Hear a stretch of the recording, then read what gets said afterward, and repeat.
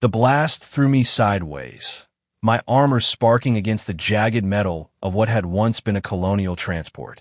I hit the ground hard, servos whining as they compensated for the impact.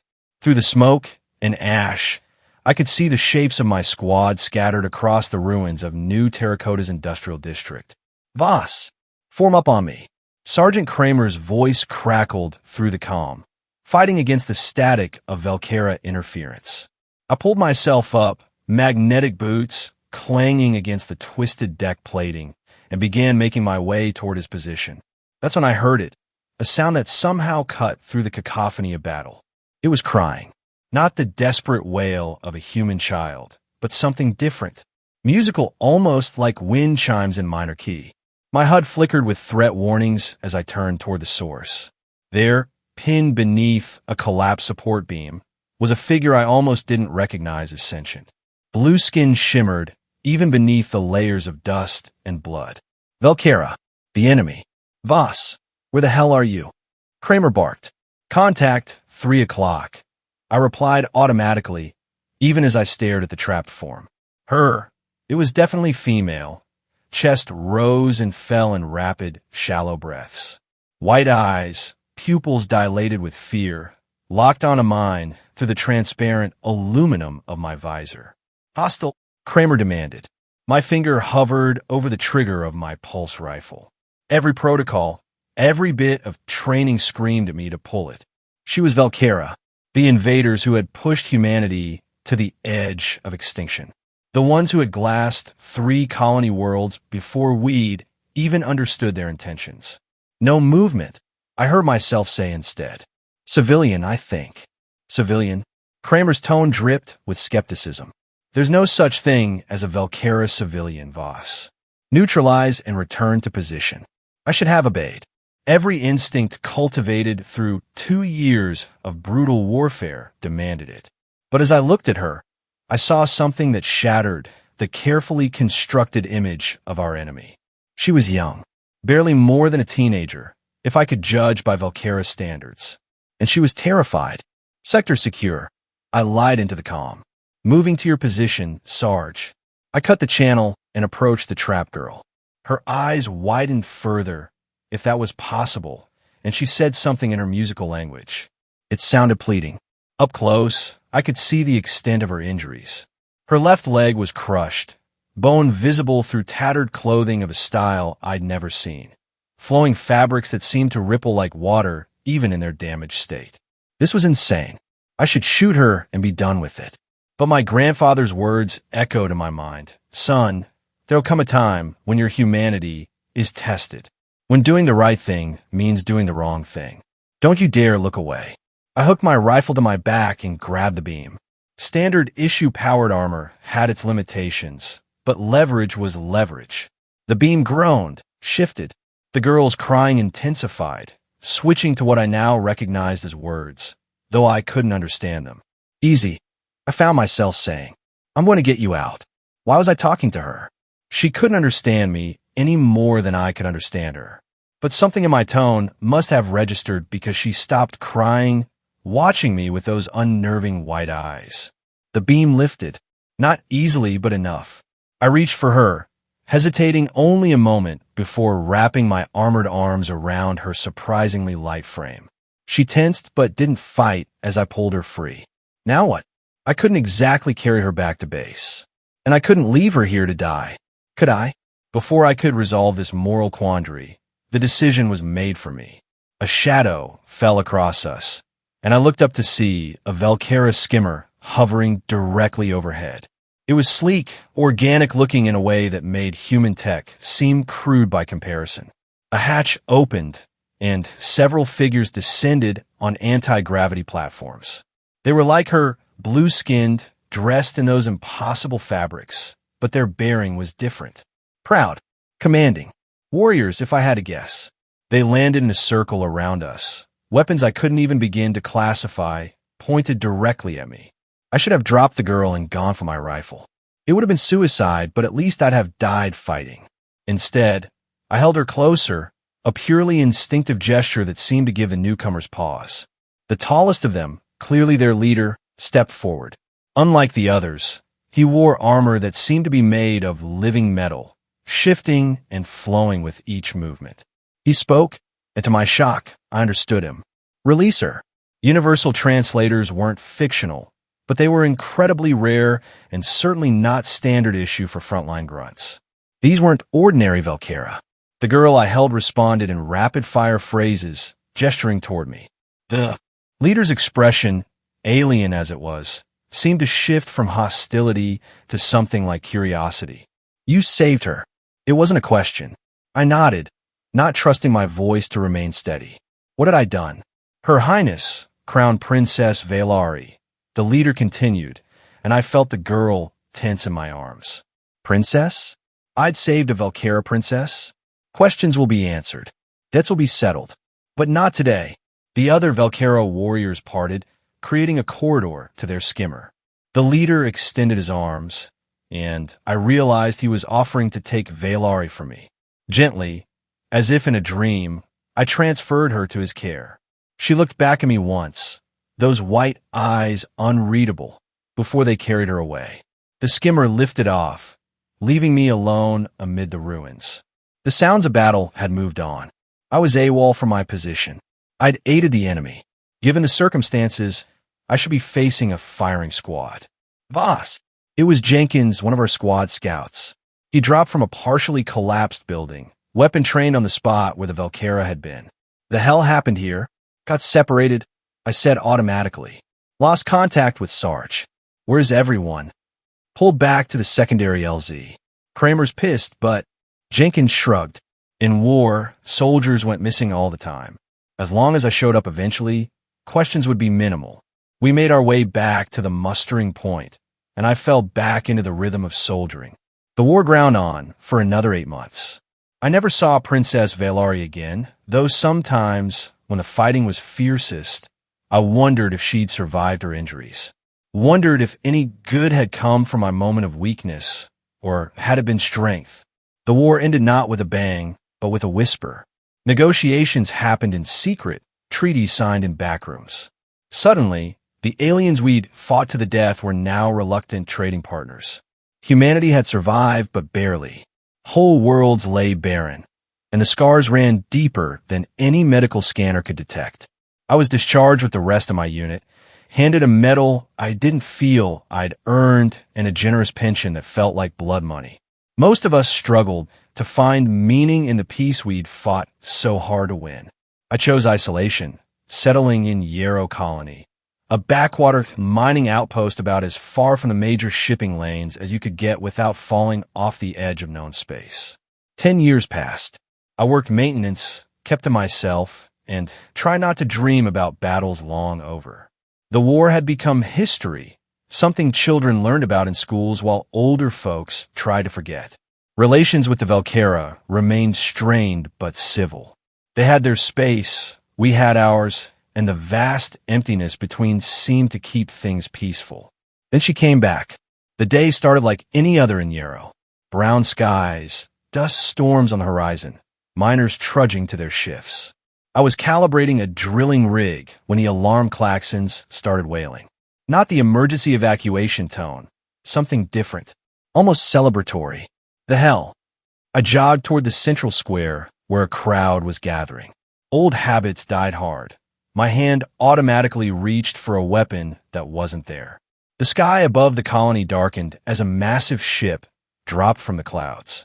It dwarfed our entire settlement, a cathedral of alien metal and strange geometries that my eyes struggled to process. Valkyra, a warship, my instinct screamed, but it bore no weapons I could identify. The crowds parted as figures descended on those same anti-grav platforms I remembered from so long ago. Warriors in ceremonial armor, weapons holstered but visible, and at their center, a figure who made my heart stop. She had grown taller, more regal, but I would have known those white eyes anywhere. Valari, the princess I'd saved a decade ago, now clearly a queen or empress based on the bearing of those around her. She moved through the crowd with fluid grace, ignoring the amazed whispers of my fellow colonists. Her gaze swept the square methodically until it found me. Our eyes met across the distance, and for a moment, time seemed to stop. Then she raised one blue arm, finger pointed directly at me, and spoke words that shattered the peaceful morning. "Kneel, human." The reaction was immediate. Gasps, murmurs, the instinctive hands reaching for weapons that few civilians carried. The Valkyra warriors shifted subtly, ready to defend their sovereign. But I couldn't look away from Valari. "What?" The word escaped me like a prayer. "Cade Voss," she said, and hearing my name in her melodic voice sent chills down my spine. 10 years have passed since you showed mercy when none was expected.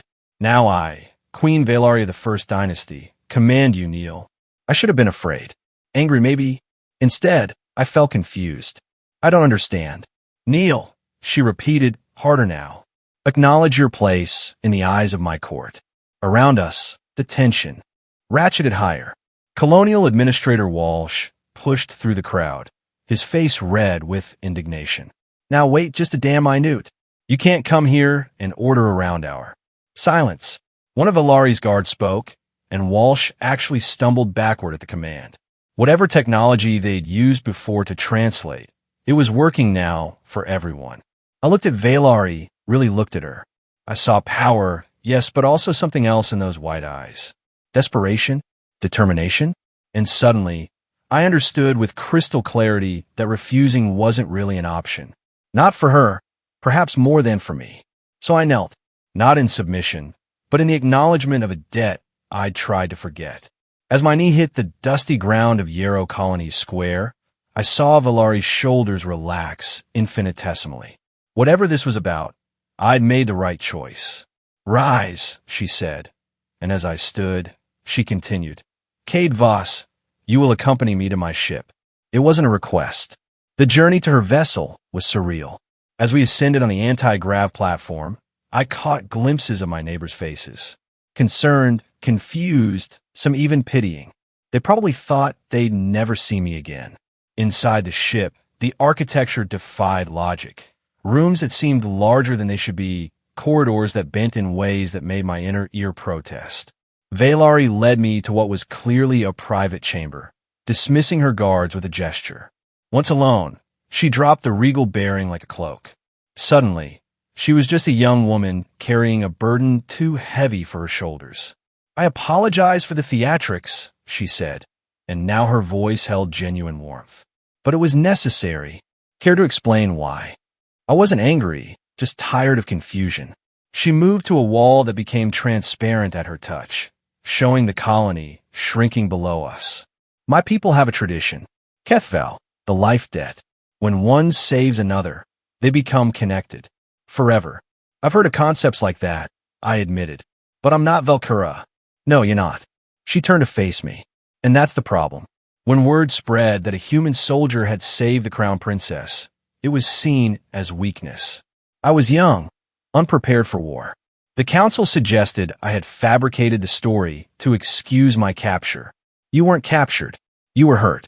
I am queen now," she continued as if I hadn't spoken. "But there are still those who question my strength, who say I am too sympathetic to humans. They demanded proof that your people respect our authority. So you needed me to kneel to prove something to your court?" The pieces clicked together. If you had refused publicly, it would have been seen as the ultimate insult, possible grounds for renewed hostilities. But if you knelt, she spread her hands. "Your willing submission demonstrates that humans understand their proper place." My proper place? Now, I felt anger stirring. We fought you to a standstill. This war ended because neither side could afford to continue. "I know this better than most," she said quietly. "I have never forgotten what you did for me, Cade Voss. The council doesn't need to know you hesitated. They only need to see the result. And if I had said no," her expression darkened, "then I would have been forced to demand satisfaction. An honor duel, likely, one designed to end in your death, to prove that humans who defy Valkyra authority face consequences." The casual way she discussed my death should have frightened me. Instead, I felt pity for the burden she carried. "What happens now?" I asked. "Now, you come before the council. They will ask you about that day. You will tell the truth, but..." She hesitated. Perhaps emphasize your recognition of Velkera superiority? That you chose to save me because you recognize the inherent nobility of my people. You want me to lie. I want you to live, she said simply. And I want my people to live in peace, not constant tension over perceived slights. She had saved her people by bringing me to heel, and now she was trying to save me too. I thought about the war, the friends I'd lost, the scars we all carried. Was bending the truth so terrible if it prevented more bloodshed? When do I meet this council? I asked, my decision made. Relief flashed across her alien features. We reached the capital ship in 2 days. Use that time to prepare. They will not be gentle in their questioning. The capital ship, when we reached it, was less a vessel and more a mobile city. Its war-scarred hull spoke of battles fought at the war's height, while its elegant spires reached toward the stars with impossible grace. I was given quarters that would have been luxurious even by human standards, but I couldn't rest. The council chamber was vast, designed to impress and intimidate. 7 Velkera sat on a raised dais, their elaborate robes and ceremonial armor marking them as nobility or high-ranking officials. Valari sat among them, but I could see the tension in her bearing. Human, the central figure spoke, his voice carrying the weight of centuries. You claim to have saved our queen when she was but a princess. Speak. I told the story as honestly as I could, though I did emphasize my recognition of Valari's royal bearing, the nobility evident even in her distress. I spoke of making a choice to help someone in need, regardless of species. The counselors listened in stony silence. And yet, another spoke up, a female whose scars suggested she was a veteran of the war. You serve in the ground forces that slaughtered countless Velkera. How do we know this isn't some elaborate fabrication, a ploy to infiltrate our highest circles? I have proof, Valari interjected and produced a small device. A hologram appeared, grainy, distorted but unmistakable. It showed me, in my bulky armor, lifting the beam that had trapped her. The timestamp confirmed it was from the day in question. My personal guard retrieved my ship's black box, she explained. All Royal Scout vessels have them. The visual logs confirm his account. The counselors murmured among themselves. The scarred female leaned forward. The human military decorated this one for his service. His record shows no hesitation in combat, no merciful nature. And yet, this single incident, I understood what she was really asking. My grandfather raised me, I said. He taught me that strength isn't just about fighting. Sometimes it's knowing when not to fight. When I saw her, Queen Valari, I saw a person in need, not an enemy. That choice doesn't erase my military record, and it shouldn't. Human arrogance, the central figure mused, to suggest our warrior traditions are inferior to your selective mercy. I suggest nothing, I replied carefully. I simply made a choice that saved someone's life, and I would make it again. The tension in the room grew thick enough to cut. Valari's knuckles were white where she gripped her ceremonial staff. Enough. She rose, and all eyes turned to her. This human's actions saved the crown princess, ensuring the stability of the succession. He then followed my command to kneel, acknowledging Velkera authority. His purpose here is served. Your Majesty, the scarred female said carefully. The point was to demonstrate human understanding of their proper position. But this one speaks with such boldness. Because he is not broken, Valari said. And that strength is worth more than cowering. He saved me when it cost him much and gained him nothing. That debt is acknowledged. He stands as an example of what humanity and Velkera might be to each other. Neither master nor slave, but equals who choose to help rather than harm. The central counselor's expression was unreadable, but he nodded slowly. The queen has spoken. The human has fulfilled his obligation to the crown. He may return to his colony. I felt relief, but also something like disappointment. Was that it? All this tension, this moral complexity, resolved with a political acknowledgement? Valari caught my eye and gave an almost imperceptible nod toward the door. I took the hint and began to leave. A moment. The central counselor's voice stopped me. Your actions, human, have been noted. The war taught us many things about humanity's capacity for destruction. Today, we have seen your capacity for compassion. Both will be remembered. It felt dismissive, but I knew better than to push further. I bowed my head respectfully and left the chamber. I waited in my quarters, expecting to be escorted back to the transport. Instead, Valari arrived personally. She looked exhausted, but also relieved. "Thank you," she said simply. "For what?" "Kneeling on command." She smiled, and for the first time I saw genuine humor in it. "For saving me." Then and now, the council needed to see human submission, yes, but they also needed to see human dignity. You gave them both. I still don't fully understand the politics of all this. Few do, she admitted. Power, perception, tradition, they create webs more complex than any technology we've developed. What matters is that you help create a path forward. My people see that humans can show respect for our customs. Yours see that Valkera can show respect for human dignity. Will it be enough? To prevent more conflict? Perhaps. Perhaps not. But it's more than we had yesterday. She paused. I have one more request. I waited, knowing by now that Valkera didn't really make requests so much as presented elegant commands. The council has decided to establish a new embassy on your capital world. A step toward improved relations. I need a human advisor. Someone who understands both sides. I stared at her. You're asking me to work for the Valkera? I'm asking you to help prevent the next war, she corrected.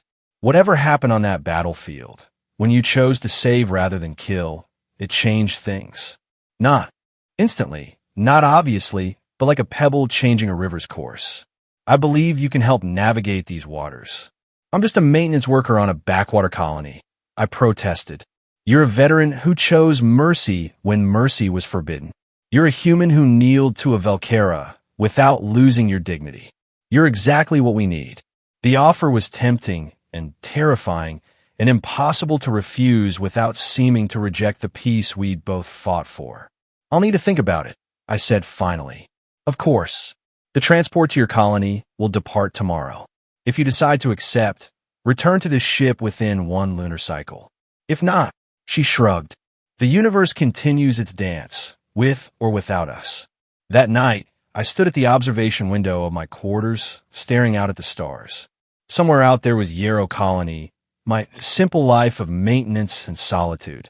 Somewhere else was this new path, full of politics and danger and the chance, however small, to matter again.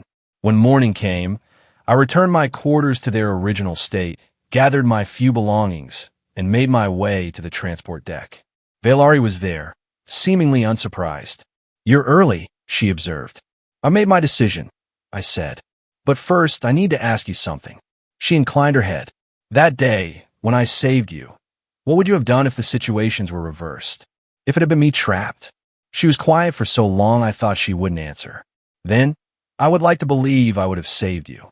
That I would have seen past the armor and weapons to the person. But the truth is, I don't know. I was young, raised on stories of human brutality. It took your act of kindness to show me that enemies are only enemies because we choose to see them that way. I nodded, satisfied with her honesty. Then I accept your offer. Someone should stand guard against the next war. Might as well be someone who understands the cost of the last one. Relief flickered across her features. The council will not make this easy. There are those among both our peoples who fear peace more than war. Good thing I've had practice making hard choices. She extended her hand in the human gesture she must have learned specifically for this moment. I took it blue skin against mine, sealing an agreement that would have been unthinkable during the war. To preventing the next war, she offered. To choosing what's right over what's expected, I countered. Her smile was genuine now. To both, then, may we be worthy of the peace our peoples bled for. As I boarded the transport that would take me to my new life as a bridge between worlds, I thought about the strange path that had led me here. A moment of compassion in the midst of war, growing into something that might help ensure such wars never happened again. I didn't know if it would work. 10 years had passed since I'd saved a blue-skinned girl, and while she'd grown into a queen, the universe hadn't grown noticeably more peaceful. But maybe, just maybe we could build something better than what we'd inherited. The transport lifted off, carrying me toward an uncertain future. But for the first time since the war ended, I felt like I was flying towards something rather than away from it. The girl I'd saved had returned to challenge me, and in rising to that challenge, I'd found purpose again. Maybe that was worth kneeling for. The stars stretched out before us, infinite in their possibilities. Somewhere in that vastness lay the hope that humans and Valkyra might learn to see each other not as threats to be eliminated, but as potential allies in the great cosmic dance. It was a fragile hope, easily shattered, but it was more than we'd had before. I settled into my seat, watching the stars wheel past as we accelerated toward whatever the future held. The war had ended with exhaustion and necessity. Perhaps this new chapter would begin with something better, understanding and the courage to act on it. 10 years ago, I made a choice that haunted me. Today, I was being given the chance to live with the consequences and maybe, just maybe, make them count for something more than my own survival. Queen Valari had asked me to kneel. I had, but now we would both stand, together, facing whatever came next. And if the universe was kind, or if we were brave enough, we might just prevent our peoples from ever having to kneel before the altar of war again.